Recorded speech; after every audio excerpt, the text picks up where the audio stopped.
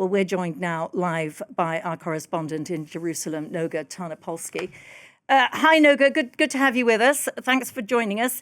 Can you give us an idea, what do these measures mean?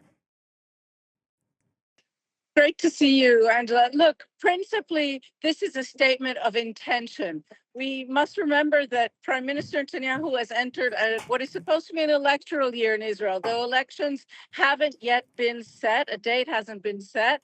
And Netanyahu, ahead of what is expected to be a difficult trip to Washington, D.C., where very likely he will be forced to accept Trump ceasefire terms for Gaza, which for now include Hamas staying in place, and also negotiations with Iran that for now do not seem to be going in the direction that Israel had wished.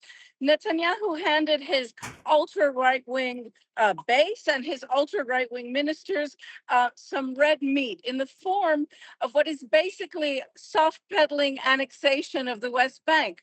What the Security Cabinet voted on are basically measures which, if put into place, will allow Jews basically to appropriate, to purchase under very beneficial terms Palestinian lands, to continue to take over Palestinian national lands.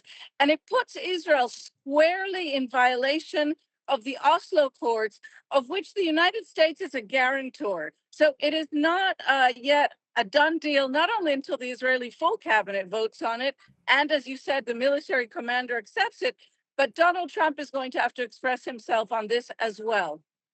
Now, one of the Israeli opposition leaders has accused, says this is all about the Prime Minister trying to cover up security failures on October the 7th. Tell us more about that. Yes, and this is a very dramatic development of the last 20 minutes or so. The leader of the opposition, Yair Lapid, has filed a formal complaint accusing the Prime Minister of forging security documents. In other words, forging classified documents to benefit his own narrative, his attempt to cover up his responsibility for October 7th.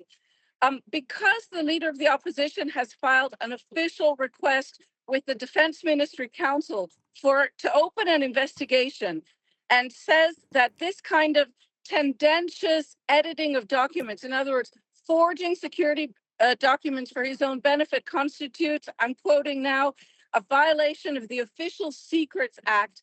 This really does complicate matters very much for Netanyahu, who has already been bashed in the Israeli public space in recent days for lying, for putting out an argument that was very easy to puncture. But this formal accusation really does give a complete other panorama to Netanyahu's possibly legal predicament.